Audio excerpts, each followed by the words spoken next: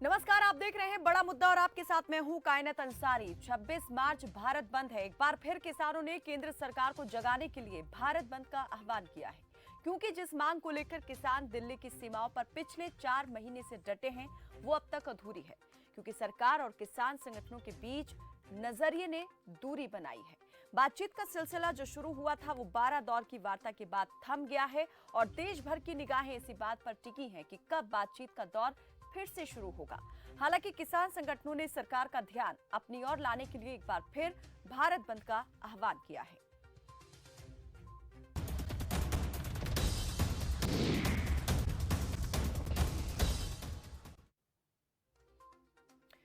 26 जनवरी को हुई घटना के बाद से सरकार और किसान संगठनों के बीच जो गतिरोध पैदा हुआ वो अब तक नहीं टूट पाया है।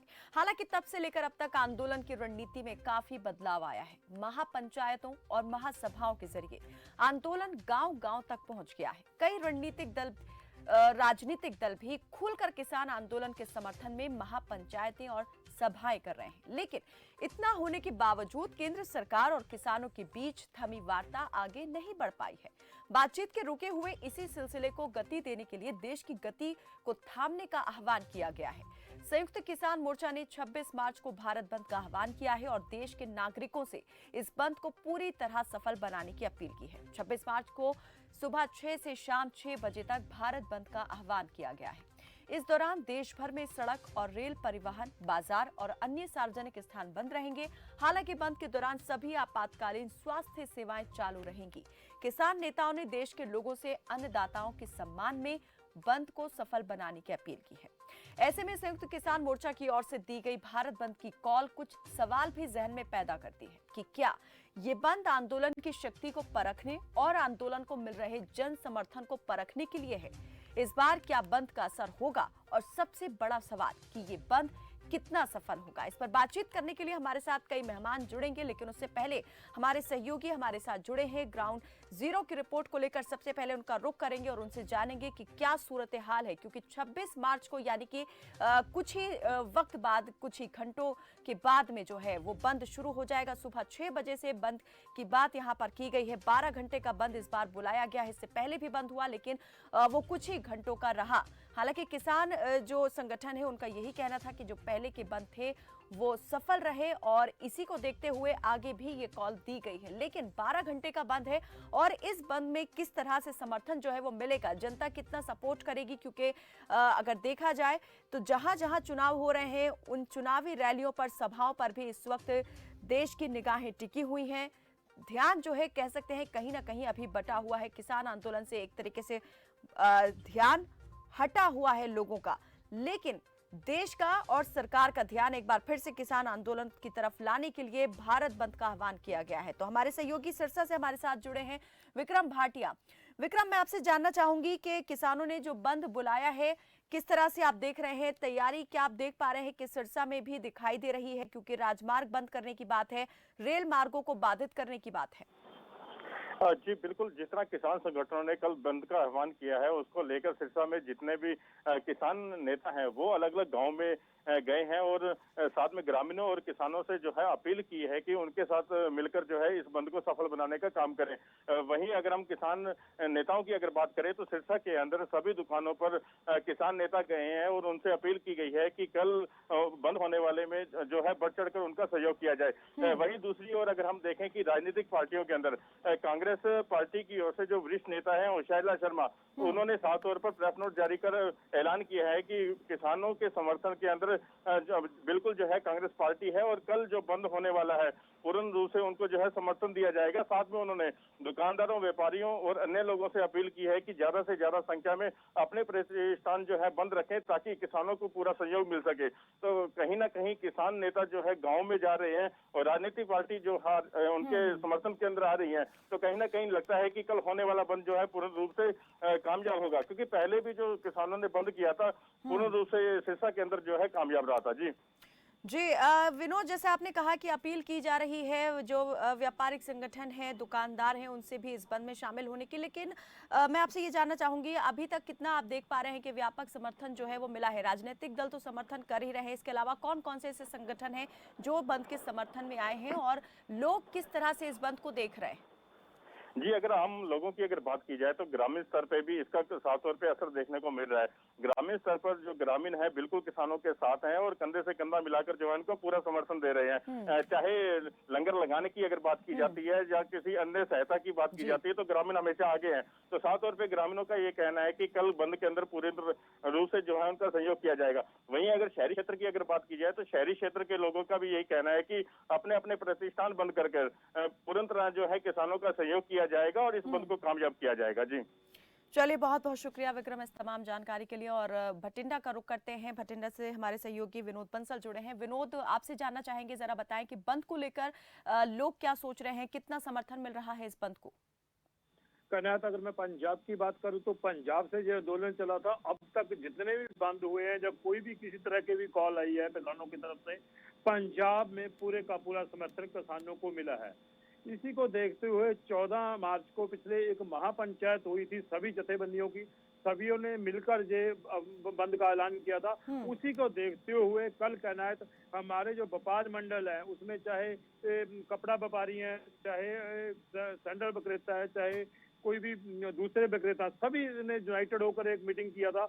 उसको सभी को पूछा गया था भी आपकी क्या राय है। तो कम से कम 10 जो अलग अलग जो एसोसिएशन के व्यापारी है सभी ने इसका बंद का समर्थन किया है। और कल जो बठिंडा की अगर बात करूं तो बठिंडा में कोई भी दुकान कल को खुलने की उम्मीद नहीं है।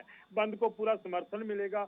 और कनायत, इसके साथ मैं एक बात और बताना चाहूंगा, अगर कांग्रेस किसानों की बात करूं तो किसान जो है, किसान खुद जो बुजुर्ग है या युवा है वो दिल्ली गए हुए हैं। तो जहां पे जो सड़क पे बैठेंगे सुबह से लेकर शाम तक, वो ज्यादातर महिलाएं और बच्चे मोर्चा संभालेंगी। और पहले भी ऐसे ही होता रहा है। और बंद पूर्ण तौर पे बंद किया जाएगा। अलग अलग अगर बठिंडा की बात करूं तो बठिंडा में 4 जो है NH रोड अलग अलग जगह से गुजरती है। तो चारों रोड के जो मेन चौक है उन पे उनका धरने का प्लान है। कन्हैया चौक, ITI चौक और मल्तानिया पुल है, NH 54, NH 7, NH 15, सभी पे उनको रोक के रखा जाएगा।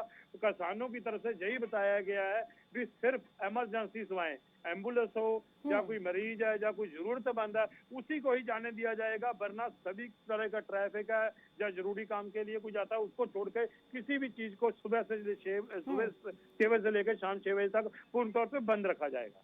बिल्कुल विनोद, जैसे आपने कहा कि ये आंदोलन जो है पंजाब से ही शुरू हुआ था और अब कई राज्यों में ये फैल चुका है, तो यहाँ पर व्यापक समर्थन मिलना तो इसका लाजमी है ही। लेकिन क्या कोई खास तरीका भी अपनाया जाएगा यहाँ पर विरोध दर्ज करवाने के लिए? किस तरह से अपनी नाराजगी इस बार जो है व्यक्त करने वाले हैं? और क्या कहीं आपने देखा कि कहीं कोई विरोध भी करता हुआ दिखाई दिया इस बंद को लेकर? अगर मैं कनात बात करूं, पंजाब में ऐसे कोई भी लोग सामने नहीं आ रहे जो किसान के खिलाफ या किसान आंदोलन का विरोध कर रहे हो। दूसरी तरफ अगर मैं बात करूं विरोध करने का तरीका, लगभग 2 महीने पहले जहाँ पे 4 महीने अब होने वाले दिल्ली में 6 महीने, यानी कि अभी तो जो महीनों का आंदोलन था वे आधे वर्ष में गुजर होने लगा है गिनती। लेकिन 6 महीने में कनात अगर देखूं तो एक भी ऐसी अप्रिय घटना नहीं हुई किसानों की तरफ से या कोई इसकी तरफ से पूरी तौर से पूर्ण तौर पे शांतिपूर्ण रहा है। ये बहुत बड़ी बात। अभी तक भी किसानों ने कोई भी उग्र होकर किसी चीज की तोड़ बिल्कुल, अभी तक कोई अप्रिय घटना सामने नहीं आई है। लेकिन एक अंतिम सवाल मैं आपसे ये जानना चाहूंगी कि सुरक्षा व्यवस्था के लिहाज से प्रशासन कितना सतर्क है? क्या इंतजाम किए गए हैं इस बंद को देखते हुए? क्योंकि राजमार्ग के साथ साथ रेल मार्ग भी बंद करने की बात यहाँ पर किसानों ने की है। बिल्कुल कह रहा है। तो बठिंडा में भी अगर रेल मार्ग की बात करूं तो सबसे बड़ा एशिया का बड़ा जंक्शन है। 7 लाइन जहां पे पड़ती है, अलग अलग दिशा को जाती है, वो पूर्ण तौर पे बंद रहेगा। अगर इसी को देखते हुए प्रशासन से बात हुई तो प्रशासन ने बोला हम पूरी तरह से तैयार है, हम हर जगह पे पर्याप्त हमारे पास टुकड़ियां सभी की ड्यूटी लगा रही है। बाकी सारे काम छोड़कर सारे ही रोड पे आएंगे। और आज भी फ्लैग मार्च किया जा रहा है, अलग अलग दिशाओं में भेजा जा रहा है और उनको देखा जा रहा है कोई ऐसी घटना ना हो। दूसरी बात में खास बात बताऊं तो पंजाब में कांग्रेस की सरकार है जो सेंटर में भाजपा की सरकार की विरोधी है। तो यहाँ पे किसान आंदोलन को कुछ भी करने से रोका तो नहीं जा रहा, लेकिन ऐसा भी नहीं करने दिया जा रहा, इसलिए बोला जा रहा है भी कोई ऐसी घटना हो जिससे लॉ एंड ऑर्डर खराब हो। इसलिए कानून व्यवस्था बनाए रखने की भी पूरी कोशिश यहाँ पर दोनों ही तरफ से की जा रही है। बहुत बहुत शुक्रिया विनोद इस तमाम जानकारी के लिए। और सीधा अब रुख करेंगे राजस्थान से जयपुर का। सुनील कसवा हमारे सहयोगी हमारे साथ जुड़े हुए हैं। सुनील, जरा बताएं कि जो ये बंद की कॉल दी गई है संयुक्त किसान मोर्चा की ओर से, इसका आप कितना अभी से असर देख पा रहे हैं? क्या तैयारी वहां पर की गई है? क्या वहां भी किसान नेता पहुंचे हैं बंद को सफल बनाने की अपील कर रहे हैं? देखिए कायनात, मैं आपको बता दूं, जो 23 मार्च को जयपुर की विधाननगर स्टेडियम में जो किसान संयुक्त मोर्चा की जो रैली हुई थी उसमें चौधरी राकेश टिकैत ने ऐलान किया था कि 26 मार्च को पूरा भारत बंद रहेगा। कहीं न कहीं भारत बंद का उनका जो मकसद है वो ये है कि केंद्र सरकार है वो किसानों की बात अभी नहीं सुन रही। जो तीनों कृषि कानून, काले कानून जो ये बता रहे जी। हैं उनको वापस नहीं ले रहे, तो सरकार पे कहीं न कहीं दबाव बनाने की ये पूरी कोशिश यहाँ पे की जा रही है। दूसरी बात मैं आपको बताऊं तो यहाँ पे है वो राज्य सरकार है वो कांग्रेस की है, और कांग्रेस सरकार लगातार किसान आंदोलन को वो समर्थन दे रही है कि जो ये तीनों कानून है इनको वापस लिए जाएं। जी कहना है बिल्कुल।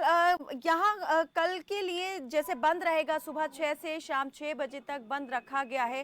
कल क्या कोई आप देख पा रहे हैं कि खास तरीका अपनाया जाएगा विरोध का?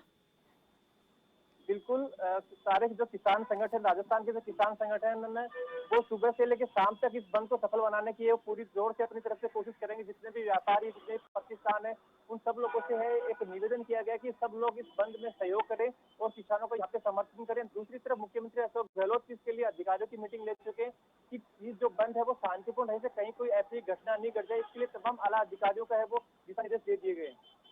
जी, क्या सुनील, यहाँ आपने देखा कि कोई संगठन जो है बंद से अलग भी रहना चाहता है, तटस्थ रहना चाहता है?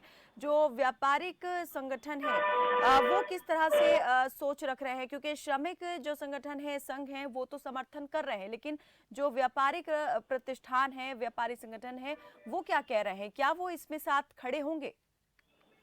बिल्कुल कायनात, इस बार व्यापारी संगठन है वो किसानों के साथ में लगातार है किसानों का समर्थन कर रहे हैं, क्योंकि देखो कहीं ना कहीं व्यापारी लोग भी इससे, उनको जो किसान का अन्न होता है, अन्न तो लोग सभी लोग खाते हैं, तो ये जो सारी जो किसानों को चीजें हैं ये हर इंसान को प्रभावित करती है। तो सारे संगठन, सारे व्यापारी लोग, सब लोग इसका पूरी जोर से समर्थन कर रहे हैं। चलिए, बहुत बहुत शुक्रिया सुनील इस तमाम जानकारी के लिए। और गाजियाबाद का रुख करेंगे, हमारे सहयोगी वसीम अहमद जुड़े हुए हैं। वसीम, गाजियाबाद में हम जानना चाहेंगे क्योंकि वहां भी एक बड़ा मोर्चा किसानों ने लगाया हुआ है। लंबे वक्त से किसान यहां भी धरना दे रहे हैं और अपनी मांगों को लेकर सरकार पर दबाव बनाने का प्रयास यहां से लगातार हो रहा है। लेकिन मैं ये जानना चाह रही हूँ कि उत्तर प्रदेश सरकार जो है वो कहीं ना कहीं सख्ती दिखाती रही है इन सब चीजों को लेकर के। तो कल बंद बुलाया गया है, सरकार ने और प्रशासन ने कैसी तैयारी की है कि किसी भी प्रकार की अप्रिय घटना को होने से रोका जा सके, किसी प्रकार की परेशानी, दिक्कत जो है लोगों का ना हो, सुगम तरीके से वो आना जाना जो है वो लोगों का रहे? क्या कोई तैयारी यहाँ पर की गई है रोकने के लिए? किसानों को क्या कुछ इंतजाम किए गए हैं? देखिए कायनात, देखने में पहले भी आया है कि जैसे किसानों ने भारत बंद की घोषणा पहले भी की थी, भारत बंद भी किया था। वहीं दूसरी ओर बीते दिन, कुछ दिनों पहले केएमपी एक्सप्रेसवे को भी बंद करने की किसानों ने घोषणा की थी। और जैसे कि उत्तर प्रदेश में योगी सरकार है, तो सरकार की पूरी कोशिश रहती है कि उत्तर प्रदेश जनता को किसी तरीके की परेशानी ना हो। लेकिन हमने देखा है कि केएमपी कोंडली मानेसर पलवल एक्सप्रेसवे के दौरान किसानों ने बंद की घोषणा की थी, तो पुलिस असहाय नजर आई थी। पुलिस साइड में हो जाती है, लेकिन किसान अपना जो घोषणा करते हैं वो पूरा उसको करते हैं। क्योंकि कायनात, देखने में आ रहा है 26 जनवरी के बाद से गाजीपुर बॉर्डर को आंदोलन का मेन बिंदु माना जा रहा है, जहाँ पर पश्चिम उत्तर प्रदेश से काफी किसान है और उत्तर प्रदेश के तमाम जिलों से किसान आकर इकट्ठा होते हैं। तो यहाँ से होने वाली तमाम घोषणाएं और योजनाएं काफी महत्वपूर्ण होती हैं। और अभी पीछे जो केएमपी एक्सप्रेस बंद करने की घोषणा की थी, तो पश्चिमी उत्तर प्रदेश और खासकर कायनात गाजियाबाद के आसपास के जिले के जो किसान हैं वो केएमपी एक्सप्रेस पर पहुंच गए थे, जिन्होंने पूरे तरीके से 11 से 4 बजे तक केएमपी एक्सप्रेसवे को बंद रखा था। तो ऐसे में नहीं लगता कि कल जो किसानों का भारत बंद का जो उन्होंने कॉल की है उसको पुलिस रोक पाएगी। वसीम, पहले ये भी बात सामने आ रही थी कि अब उतनी संख्या नहीं रही है किसानों की और संख्या जो है वो लगातार कम होती जा रही है और ये आंदोलन लंबा चल चुका है, इसी वजह से अब इसकी रफ्तार सुस्त होती जा रही है, थक गए हैं लोग और अपने घरों का रुख कर लिया है। लेकिन क्या आप अभी देख रहे हैं कि जो मौका मुआयना आप कर रहे हैं वहां पर, क्या वहां पर आप देख रहे हैं इस तरह की कोई भी बात है? कायनात, ये बात बिल्कुल सही है, क्योंकि बॉर्डरों पर तो किसानों की संख्या कम हो गई है, क्योंकि फसल कटाई का समय है किसानों की। और सबसे महत्वपूर्ण जो बात है, आगामी त्रिस्तरीय चुनाव हुए, जिनकी तैयारियों में ग्रामीण क्षेत्रों में रहने वाले किसान जुटे हुए हैं। लेकिन जब कोई बड़ी घोषणा होती है कि आंदोलन से, बॉर्डर से बड़ी बड़ी घोषणाएं होती है, तो किसान एकजुट होकर बॉर्डर भी पहुंचते हैं। लेकिन कल जो घोषणा है भारत बंद की है, तो ऐसे में पूरी उम्मीद जताई जा रही है कि जो आसपास के क्षेत्रों के किसान है वो भारत बंद में पूरा सहयोग करेंगे। जी। चलिए, बहुत बहुत शुक्रिया वसीम इस तमाम जानकारी के लिए। तो भारत बंद की जो कॉल संयुक्त किसान मोर्चा की ओर से दी गई है, इसे सफल करने के लिए तमाम कोशिशें जो हैं वो किसान संगठनों की ओर से की जा रही हैं और अपील तो हो ही रही है, लेकिन अपनी इच्छा से भी जो संगठन है वो इस आंदोलन को सपोर्ट तो कर ही रहे हैं, इस बंद का भी समर्थन कर रहे हैं। आगे इस पर बात करेंगे विशेषज्ञों से और जवाब लेंगे राजनीतिक दलों के प्रवक्ताओं से कि आखिर इस बंद को वो किस तरीके से देख रहे हैं और कितना असरदार ये बंद होने वाला है। रुकते एक छोटे से ब्रेक के लिए, बने रहे हमारे साथ, देखते रहें खबर फास्ट।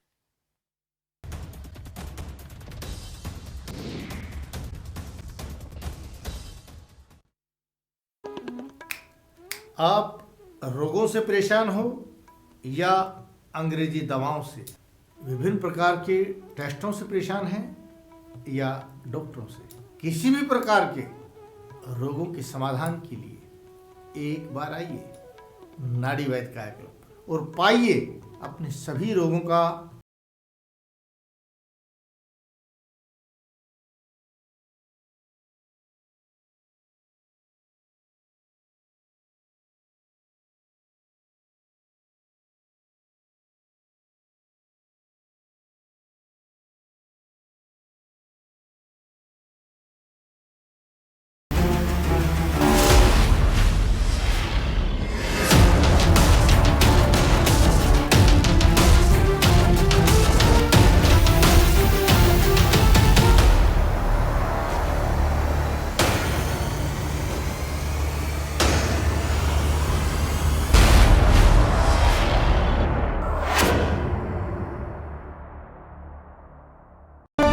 ਸਰਕਾਰੀ ਸਕੀਮਾਂ ਨੂੰ ਸੁਚਾਰੂ ਢੰਗ ਨਾਲ ਲਾਗੂ ਕਰਨ ਵਿੱਚ ਸਹਾਇਤਾ ਦੇਣ ਲਈ ਸਾਬਕਾ ਫੌਜੀਆਂ ਨੂੰ ਲਗਾਇਆ ਗਾਰਡੀਅਨਸ ਆਫ ਗਵਰਨੈਂਸ। 4 ਵਰਿਆਂ ਤੋਂ ਫੌਜੀਆਂ ਦਾ ਮਾਣ ਕਰਦੀ ਪੰਜਾਬ ਸਰਕਾਰ।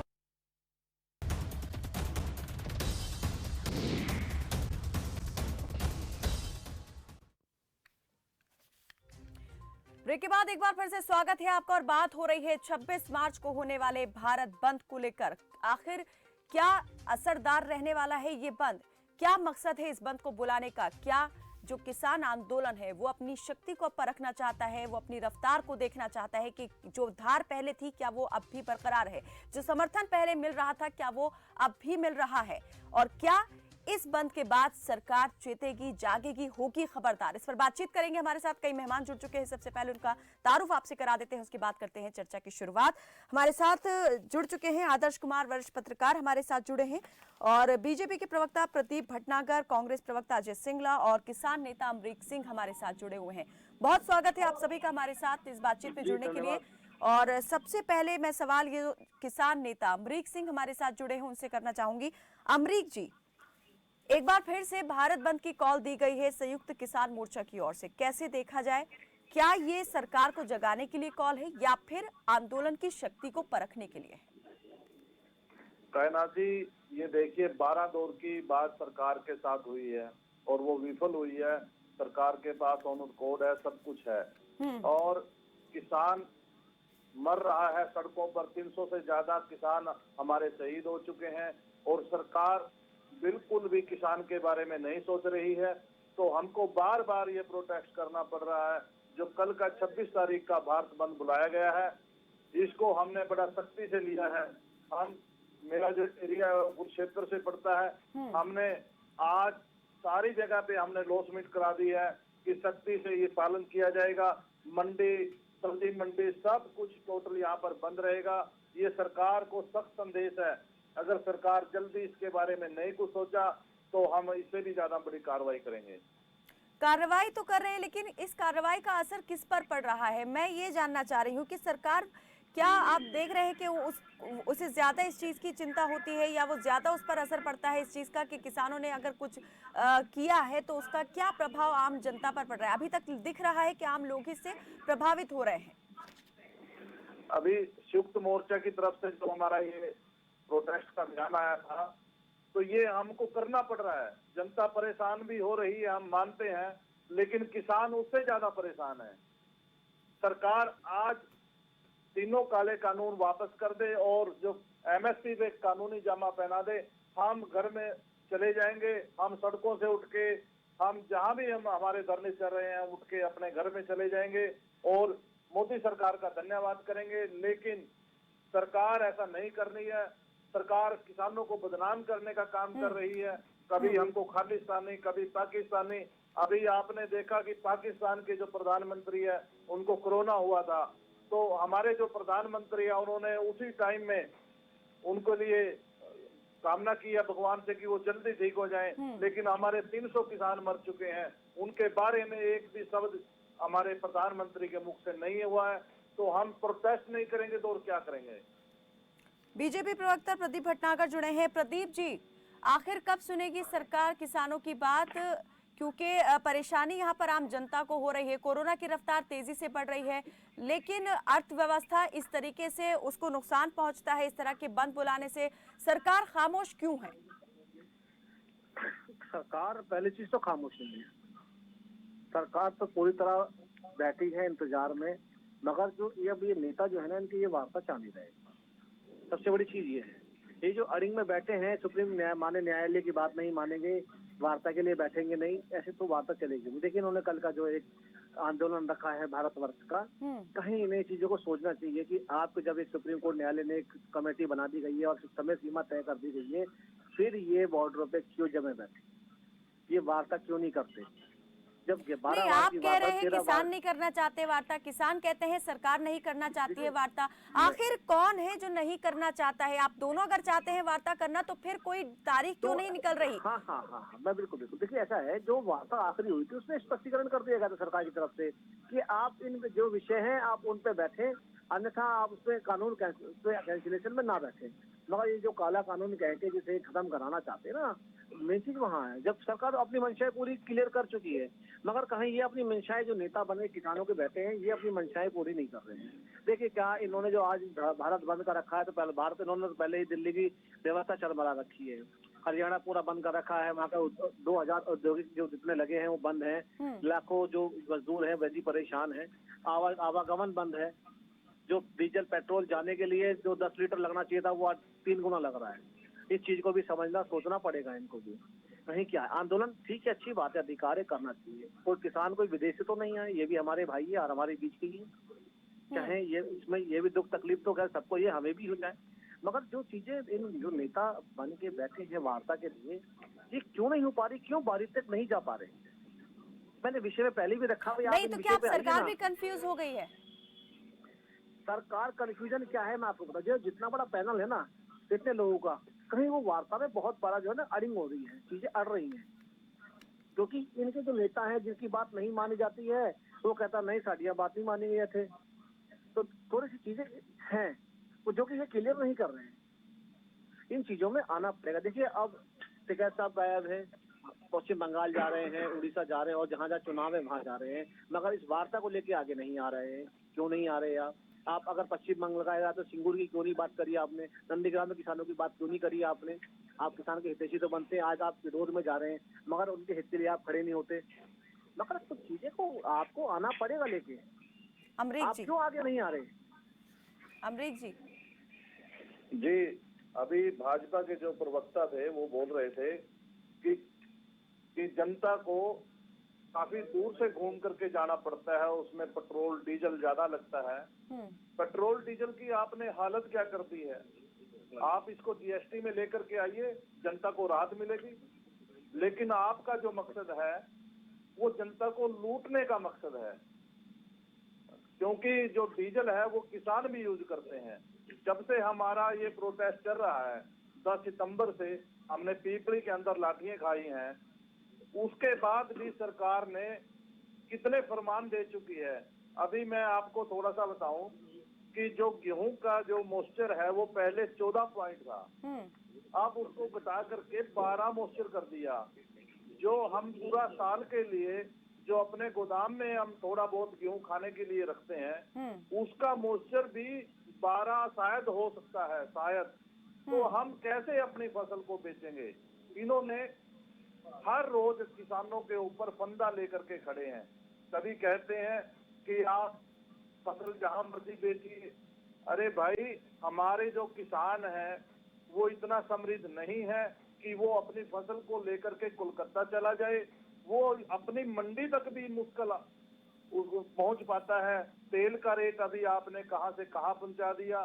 जबकि नहीं, वही हम बात कर रहे हैं। दिक्कतें परेशानियां पहले ही बहुत हैं और अभी भी बहुत हैं, और अब ये जी, इस तरह से जो जी। कॉल की गई है भारत बंद की, इससे और कितने लोग प्रभावित होंगे, ये सोचने और समझने वाली बात है। लेकिन क्या किसी को फर्क पड़ रहा है?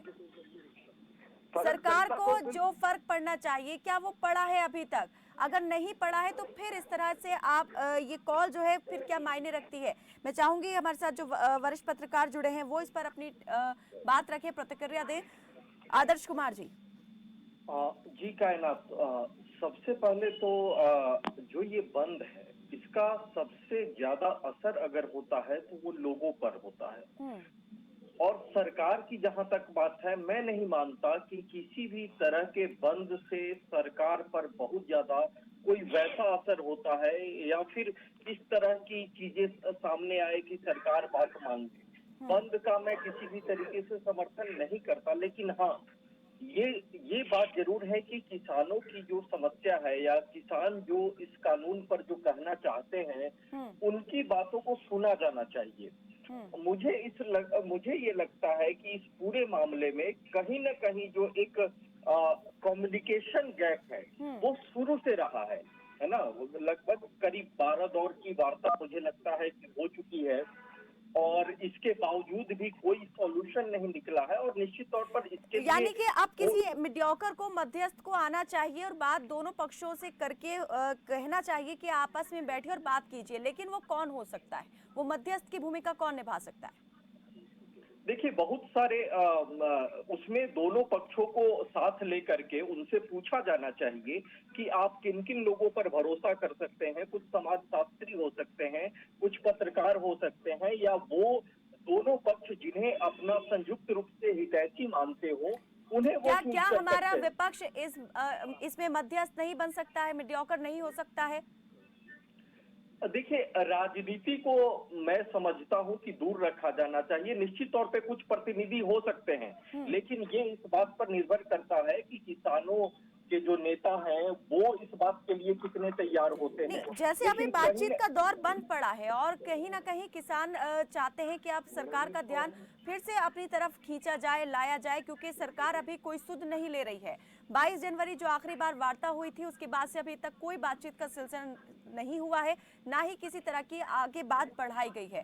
ऐसे में जो हमारा विपक्ष कहता है कि वो किसानों के साथ खड़ा है, लेकिन क्या वो सरकार से नहीं कह सकता, जोर नहीं डाल सकता कि बातचीत के लिए आगे आइए और कोई एक तारीख मुकर्रर कीजिए?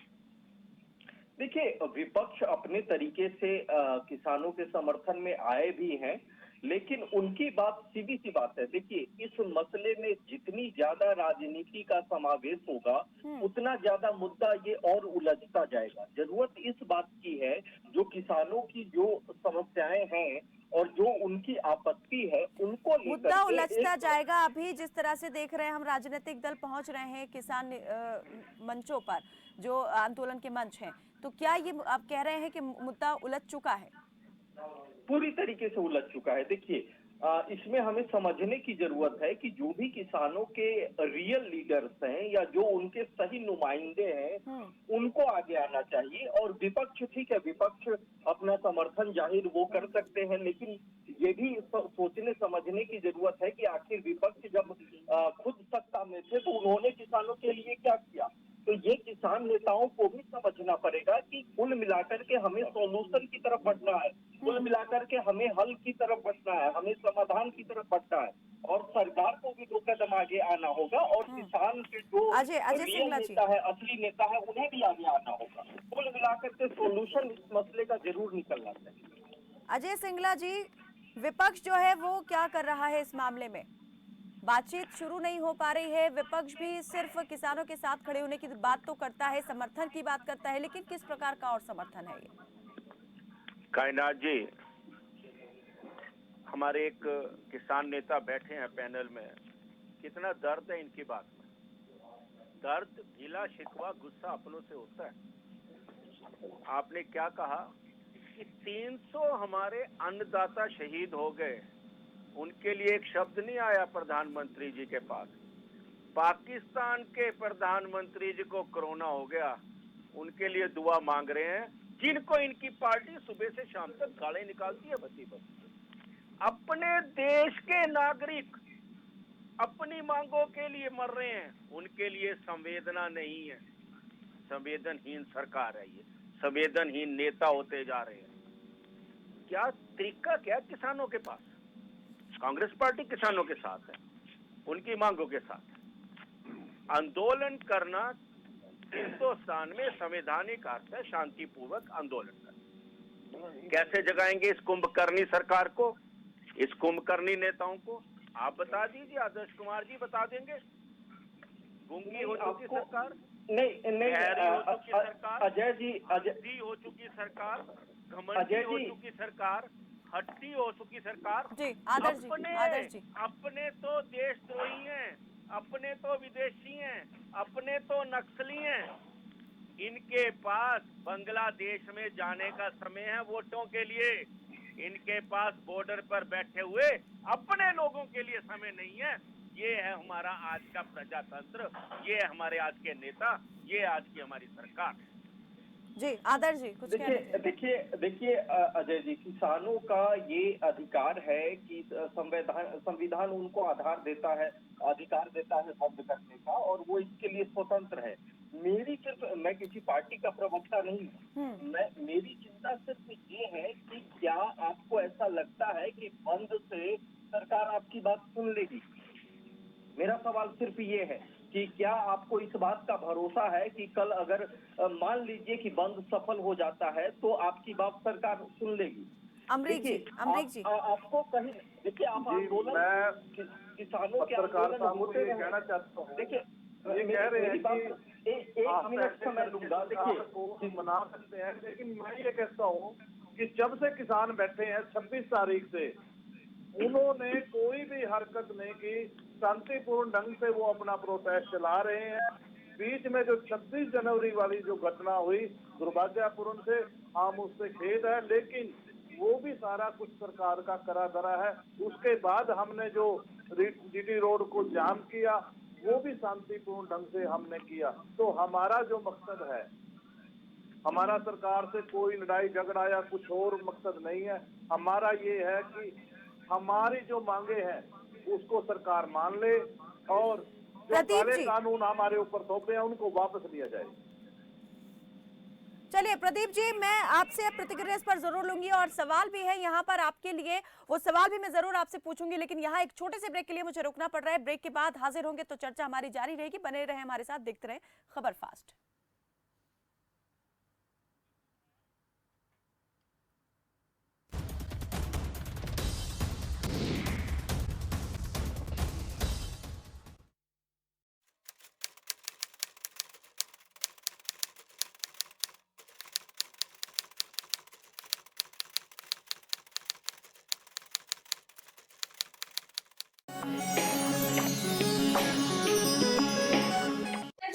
नमस्तुभ्यम नमाम्यहम् सहोत्र। हे आर्य राष्ट्र के रहने वाले मेरे हम उम्र भाई, आप सभी को मेरा नमस्कार है। स्वागत है आप सभी का अपने पसंदीदा प्रोग्राम नाड़ी वैद्य काय क्लब के अंदर। आज आपको डॉक्टर बहकाते हैं, सारा जिंदगी दवा खानी पड़ेगी, कहीं दवाओं के नाम पर और कहीं वंशानुगत रोगों के नाम पर। वंशानुगत रोग कौन से होते हैं, पहले ये समझिए। जन्मजात किसी भी रोग को ठीक नहीं किया जा सकता, और जन्म के पश्चात होने वाले प्रत्येक रोग को ठीक किया जा सकता है, चाहे वो वंशानुगत हो, चाहे वो दवाइयों की कमी से हो, या डॉक्टरों की कमी के कारण कोई बीमारी पैदा हो गई है, उस प्रत्येक रोग को ठीक किया जा सकता है। सर्वाइकल, माइग्रेन, बीपी, एसिडिटी, कब्ज, नमूनिया, दमा, किसी भी प्रकार का चर्म रोग, और भले ही आप HIV और एड्स से ग्रसित क्यों न हो, प्रत्येक रोग को आयुर्वेद में सही तरीके से सदा के लिए ठीक किया जा सकता है, क्योंकि आयुर्वेद रोग के कारण को दूर करता है और शरीर में रोग से लड़ने की ताकत को पैदा करता है, यानी इम्यून सिस्टम को मजबूत बनाता है। जब आपके शरीर में रोग से लड़ने की ताकत पैदा हो जाती है तो कोई भी रोग ठीक होने के लिए असाध्य नहीं कहा जा सकता, प्रत्येक रोग को ठीक किया जा सकता है। अधिक जानकारी के लिए इन नंबरों पर संपर्क कीजिए या हमारी वेबसाइट nvkbhat.com पर जाइए।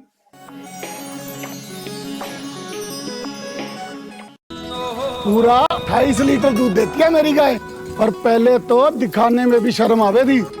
फिर डॉक्टर साहब ने बताया फीड ऐसी खिलाओ कि दूध बढ़े, मगर सेहत की कीमत पर नहीं।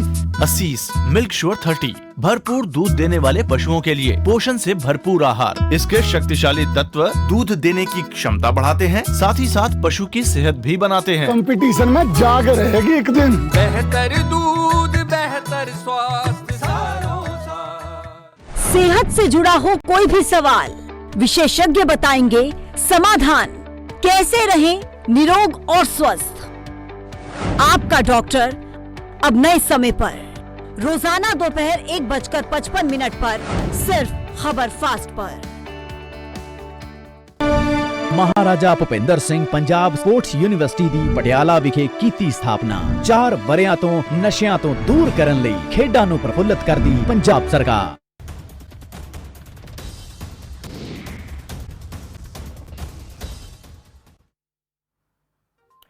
ब्रेक के बाद एक बार फिर से स्वागत है आपका और चर्चा हो रही है यहाँ पर 26 मार्च को होने वाले बंद पर।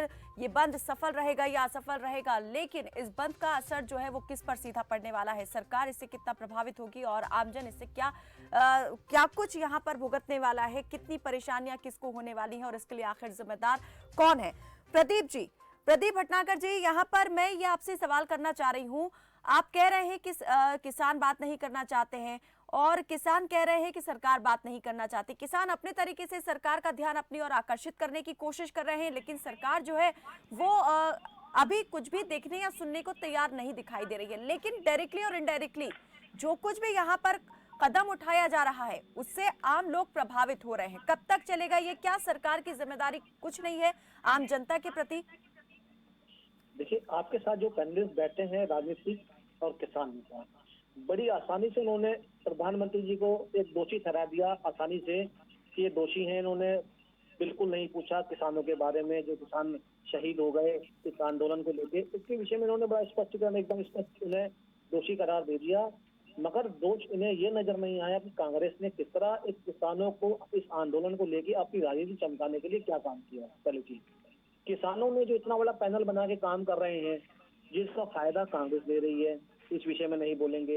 ये बात करेंगे मगर अपनी शर्तों पे करेंगे। देखिए, प्रजातंत्र है, जितना लोकसभा राज्यसभा में सांसद बैठे हैं वो जनता के चुने हुए हैं, ये नहीं जबरदस्ती बना दिए गए हैं। पहली चीज देखिए, अभी बांग्लादेश की बात कर रहे थे। देखिए, बांग्लादेश ने एक प्रधानमंत्री को निमंत्रण दिया, देश के प्रधानमंत्री को, न कि पाकिस्तान के प्रधानमंत्री को, श्रीलंका के प्रधानमंत्री को, न म्यांमार के, न अफगानिस्तान के, भारत के प्रधानमंत्री को। क्योंकि भारतवर्ष ने बांग्लादेश के लिए किया है, चाहे कोई देश हमारे देश में कोई भी सरकार। आप कह रहे हैं कि जिन लोगों ने कानून बनाया वो जनता के चुने हुए प्रतिनिधि हैं, लेकिन लोकतंत्र में सरकार किसकी होती है? जनता की होती है, जनता द्वारा होती है, जनता के लिए होती है। अगर वही जनता इतने वक्त से कुछ मांग कर रही है, अनुरोध कर रही है, तो फिर उसे अनसुना क्यों किया जा रहा है? सरकार क्यों सुनने के लिए तैयार नहीं है? आप कह रहे हैं कि हठ धर्मी पर बैठे हुए हैं किसान। अगर 300 किसान अपनी एक बात के लिए जान गंवा चुके हैं तो क्या सरकार को उस पर गौर फिक्र नहीं करना चाहिए? जो स्टैंड कल किसानों का था वही स्टैंड आज तक सरकार का भी है। आप दोनों अपने अपने स्टैंड पर कायम हैं, लेकिन खो कौन पक्ष रहा है ज्यादा? किसकी तरफ से ज्यादा लॉस हुआ है? देखिए, माननीय प्रधानमंत्री जी ने पूरे लोकसभा में सवालों का जवाब दिया, विपक्ष के जितने भी नेता खड़े हुए थे, और स्पष्टीकरण भी दिया एमएसपी पे, और कहा भी ये विषय का जो कानून बना है संशोधन होगा, कैंसिल नहीं होगा, ओपनली बोला। पहले चीज, कहीं जाके आप अगर देखेंगे कि इस विषय को लेके जब आखिरी वार्ता हुई तो लिख के बोला गया, मगर ये लोग नहीं चाह रहे, क्योंकि अब इनका जो आंदोलन है वो राजनीतिक गोद में चला गया है। कांग्रेस इसका फायदा ले रही है, वामपंथी फायदा ले रहे हैं, लेकिन इन्हें पता था 5 राज्यों में चुनाव है। बड़े आसानी से किसान नेता ने कह दिया कि सामर्थ्य जो किसान हैं और सामर्थ्य की जो बात कर रहे थे, जो कानून बनाए गए, जो असमर्थ हैं किसान हमारे देश के अंदर, जिसकी तरफ कोई नहीं, साहूकार बड़े जितने नेता किसान के हैं और जो बड़े किसान हैं वो कभी उनकी तरफ नहीं देखते। जो मैले कुचेले कर रखे हैं इन्होंने अपनी बंदिशों में बांध के, उस चीज को लेके बनाया गया कानून है क्यों उनको फायदा मिले। हम बात ये नहीं कर रहे हैं कि ये कानून कितना फायदा देने के लिए बनाया गया है या कितना नुकसान। हम आज ये बात कर रहे हैं कि जो बातचीत रुकी हुई है वो आखिर क्यों शुरू नहीं हो पा रही है?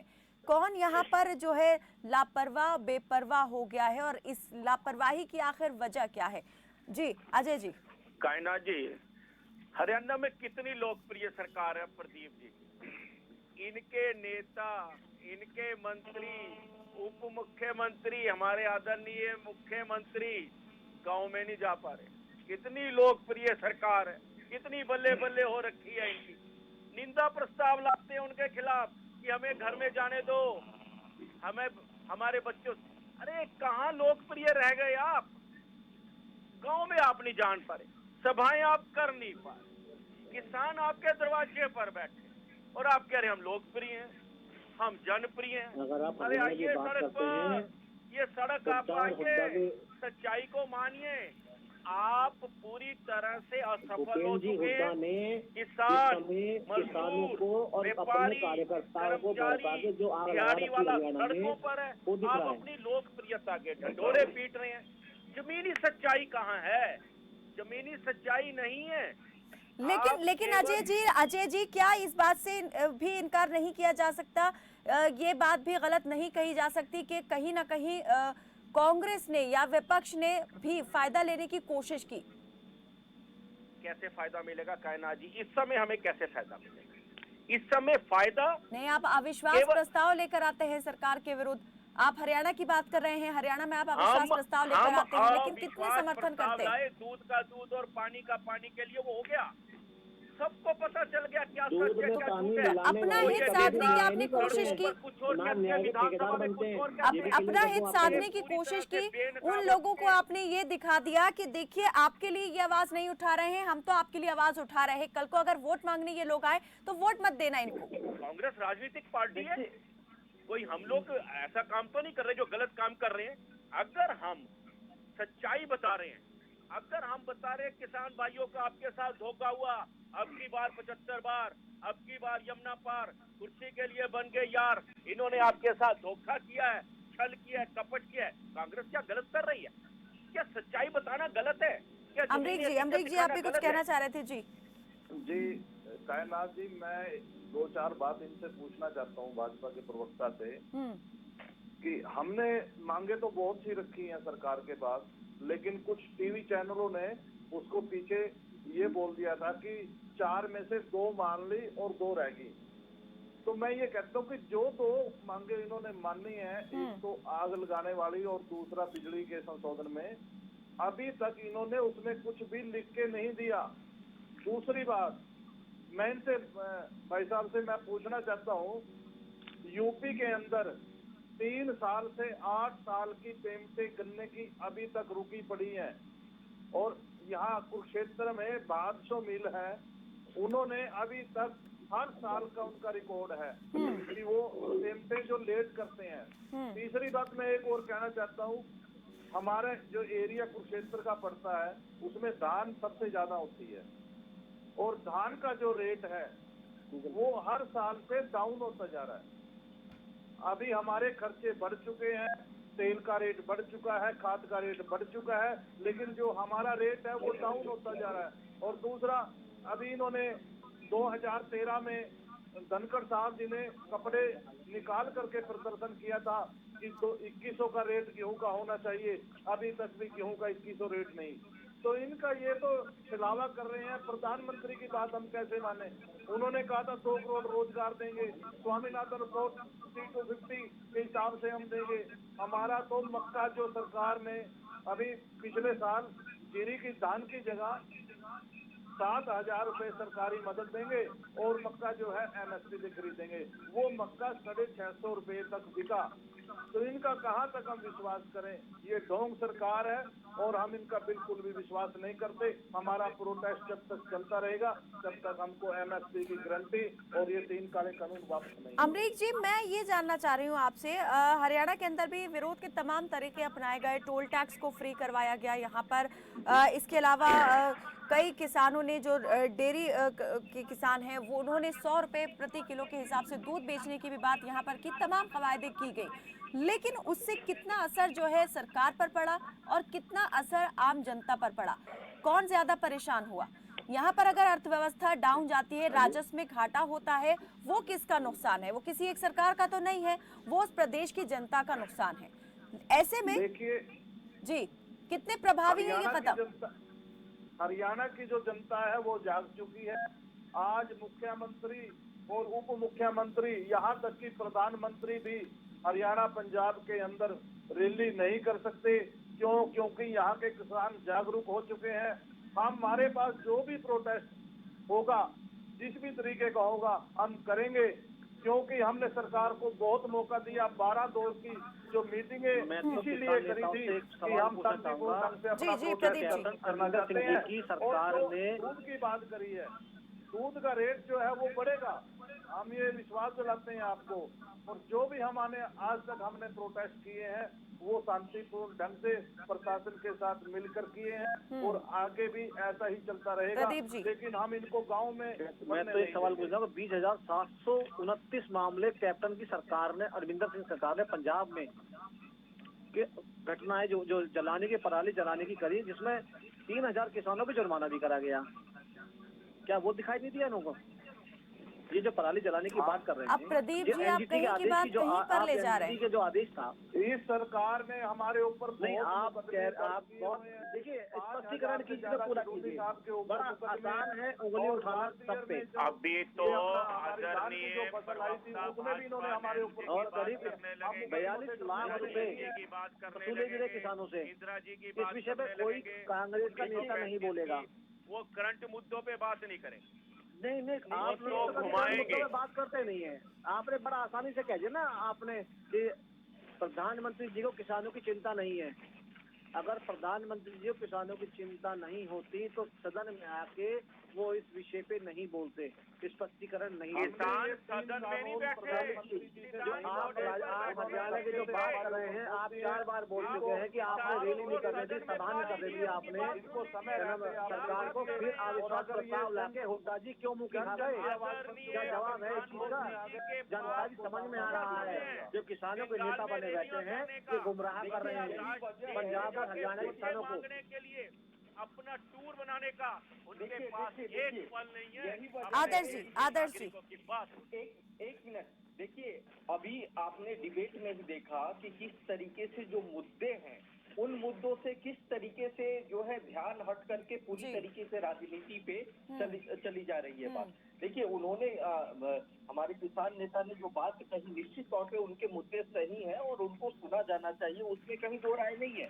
लेकिन राजनीति जब इस तरीके से हावी हो जाएगी जो कहीं न कहीं मूल मुद्दा है, मैं ये पूछना चाहता हूँ, अभी कांग्रेस पार्टी के नेता कह रहे थे कि लोकप्रियता गिर रही है। जब आप सत्ता में होते हैं तो आप मुझे बताइए कि आप किस तरीके से लोगों से दूरी बना लेते हैं। किसान नेताओं को भी ये समझना पड़ेगा कि आखिर उनका राजनीतिकरण न हो, ये निश्चित तौर पे उनकी बात सुनी जानी चाहिए। लेकिन क्या इस तरीके से नहीं सुनिए, आप मुद्दे को भटका करके लोकप्रियता, कौन सी सरकार लोकप्रिय है, कौन सी सरकार लोकप्रिय नहीं है, आप उन चीजों पे जब ले जाएंगे तो जो असली मुद्दा है वो गुम हो जाएगा, राजनीति का शिकार होकर के रह जाएगा। इस चीज को बचाने की जरूरत है, क्योंकि किसानों के जो मुद्दे हैं वो सुने जाने चाहिए। किसानों की जो समस्या है वो वाकई आदर्श जी आप भी कह रहे हैं कि सुने जाने चाहिए किसानों के मुद्दे, लेकिन आखिर सुने क्यों नहीं जा रहे? सरकार भी कहती है और जो बीजेपी के प्रवक्ता जुड़े हुए हैं वो भी कहते हैं कि सरकार बार बार सुन रही है बात, लेकिन ये बात ही नहीं करना चाहते और सुनना नहीं चाहते हैं किसी की बात, तो इसलिए बातचीत बंद हो गई। लेकिन क्या आप ये कहें कि ये एक पैटर्न हो गया है, बात गोल गोल घूमे जा रही है, एक दायरा बन गया है जिसमें सब उसी के अंदर जो है वो घूम रहे हैं, सरकार अपनी तरीके से चल रही है और जो किसान आंदोलन है वो भी उसी में घूम रहा है, कहीं ये अंतहीन होता दिखाई दे रहा है? क्या लगता है कहां से ब्रेक होना चाहिए, बातचीत कहां से शुरू होनी चाहिए? देखिए, बिल्कुल कायनात आपने बिल्कुल सही बात कही कि जो सरकार है वो अपनी स्थिति से आगे नहीं बढ़ रही है। दूसरी तरफ जो किसान नेता है उनमें भी एक फ्लेक्सिबिलिटी होनी चाहिए कि हम थोड़ा सा, क्योंकि देखिए 12 दौर की बातचीत तो आपसे हुई है, तो आप भी थोड़ा सा अपने लहजे में थोड़ा सा नर्म रुख अपनाते हुए आगे बढ़ सकते हैं। इसमें दोनों पक्ष जिम्मेदार है। मैं ये नहीं कहता कि सरकार बिल्कुल बातचीत करने के लिए आतुर है और वो किसानों का स्वागत कर रही है कि आप आइए और बातचीत कीजिए। दोनों पक्षों को अपनी स्थिति से हट करके आगे आने की जरूरत होगी। कुल मिलाकर के देखिए, जो हाँ अमरीक जी आऊंगी आपकी तरफ, जी, आऊंगी आपकी तरफ। आप देखिए, मेरा कहना सिर्फ इतना है कि जब सरकार और किसान दोनों अपनी जगह से हिलेंगे नहीं तो सॉल्यूशन कैसे निकलेगा। और किसानों को भी चाहिए कि जो उनके मुद्दे हैं उन पे अडिग रहें, वो इधर उधर ना जाए।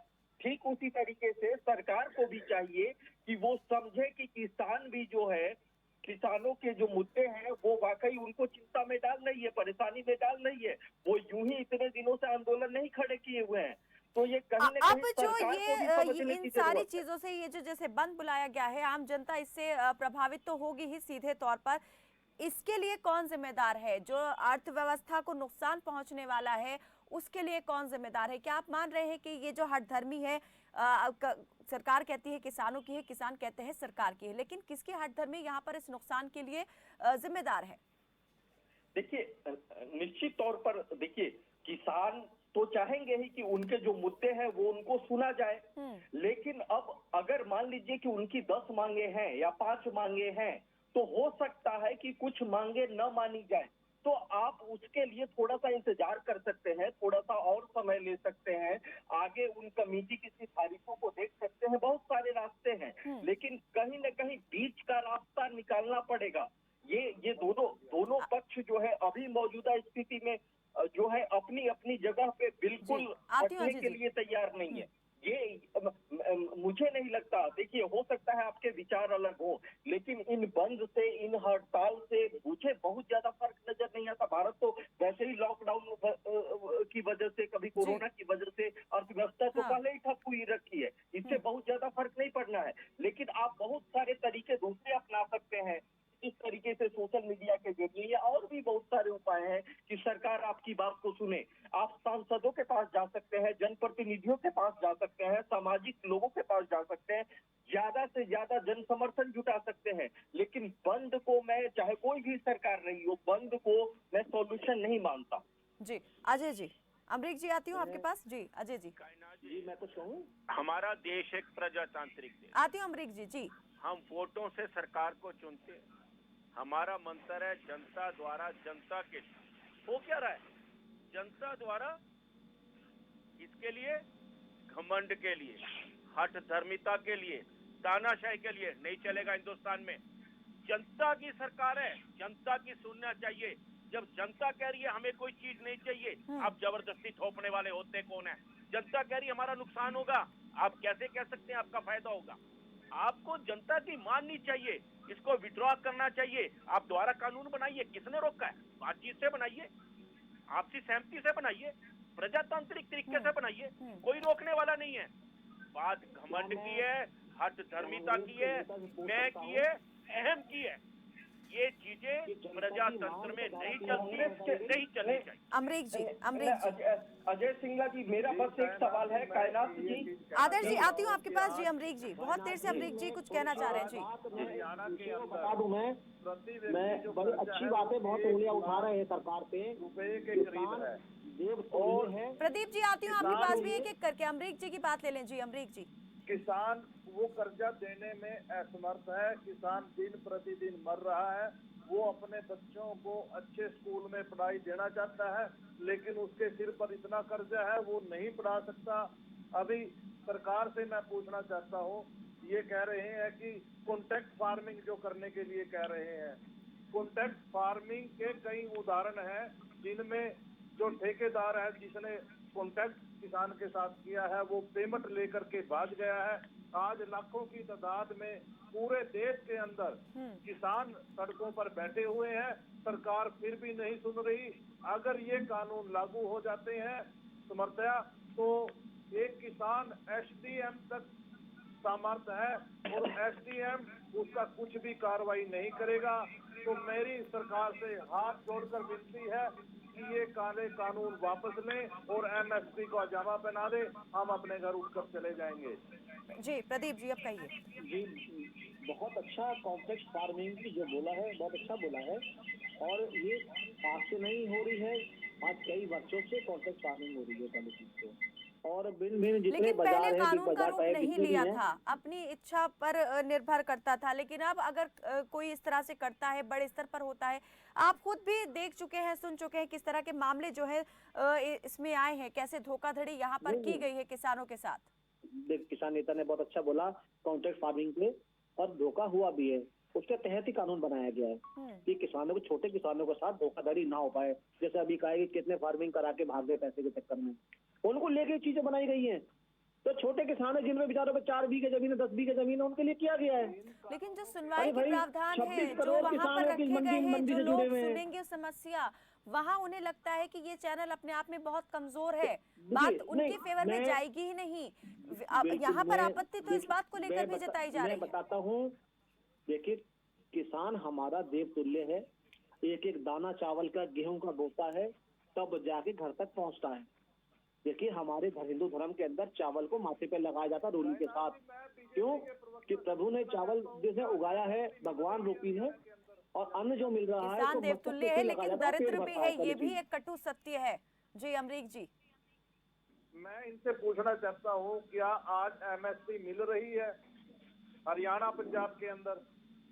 एमएसपी से नीचे पहले जो सरकार थी, कम से कम वो हमारे को बोनस देती थी। जब से प्रधानमंत्री नरेंद्र मोदी जी बने हैं, इतने महीनों से एमएसपी पे बोनस खत्म कर दिया। 22 जिलों के अंदर एमएसपी पे फसल खरीदी जा रही है। चलिए, मेरे पास बहुत कम वक्त बचा है, अंतिम प्रतिक्रिया मुझे लेनी है सभी की। अजय सिंगला जी, क्या मानते हैं, इसी तरह से चीजें चलते रहनी चाहिए? हमारा हल तो कैसे होगा? हमारा तो हाथ जोड़ के सरकार से निवेदन है, दोनों हाथ। हमारी मैडम शैलजा जी भी निवेदन कर रही है, हमारी कोई लड़ाई नहीं है। हम चाहते हैं, हमारे भाई हैं, नक्सलवादी नहीं है, आतंकवादी नहीं है, देशद्रोही नहीं है, इनकी बातें मानिए, कांग्रेस की बोलती बंद कर दीजिए, विपक्ष की बोलती बंद कर दीजिए, इनकी बातें मान लीजिए, तीनों कानून वापस कर दिए, एमएसपी कानून बना दिए। अर्थव्यवस्था को नुकसान से क्या होगा समाधान? अमरीक जी, कायनात जी, मेरा एक ही कहना है कि ये काले कानून वापस ले लें और किसान अपने घर चले जाएंगे। आप कांग्रेस को क्यों मौका दे रहे हो राजनीति करने का? प्रदीप जी जल्दी से। देखिए कांग्रेस के नेता प्रवक्ता बोलते तो बहुत हैं, इतने सालों की इन्होंने सरकार चलाई, इन्होंने कभी किसानों के बारे में नहीं सोचा कि इनके भी चलिए, वरिष्ठ पत्रकार आदर्श जी जल्दी से, कैसे खत्म हो सकता है ये गतिरोध? कहीं किसानों को कोई समाधान के लिए क्या करने की जरूरत है और किसे पहल करने की जरूरत है? आदर्श जी, के लिए मगर वहाँ निष्फल रहे, कुछ नहीं करा। आपके पास कोई आंसर नहीं है, एक एक करके। आदर्श जी, नीति नहीं है, कोई आदर्श जी नहीं है। अजय जी, मेरे पास वक्त कम है। आदर्श जी की बात मुझे लेनी है। जी आदर्श जी, मेरा सिर्फ यही कहना है कि किसान नेता और सरकार दोनों को अपने रुख में थोड़ा सा लचीलापन रवैया अपनाना चाहिए और जल्द से जल्द मसले का हल निकाला जाना चाहिए। चलिए, बहुत बहुत शुक्रिया आप सभी मेहमानों का हमारे साथ इस बातचीत में जुड़ने के लिए। तो इस वक्त भारत के 5 राज्यों में चुनावी बयार है और इस वक्त माननीय चुनावी राज्यों में वहां की जनता से चुनावी वायदे कर रहे हैं। सत्ता की लड़ाई के लिए धुआंधार चुनाव प्रचार जारी है, लेकिन जो किसान पिछले 4 महीने से मौसम की मार झेलते हुए दिल्ली की सीमाओं पर डटे हैं, उनकी तरफ लगता है सरकार का भी कोई ध्यान नहीं। ऐसे में बातचीत के सिलसिले को आगे बढ़ाने और सरकार का ध्यान अपनी तरफ लाने के लिए किसान ने 12 घंटे का भारत बंद बुलाया है। ऐसे में ये बंद जो है, बातचीत के बंद हुए दरवाजे को खोलने में कितनी भूमिका निभाता है और क्या भूमिका निभाता है, ये देखने वाली बात होगी। फिलहाल के लिए मेरे साथ बस इतना ही। आप देखते रहें खबर फास्ट। नमस्कार।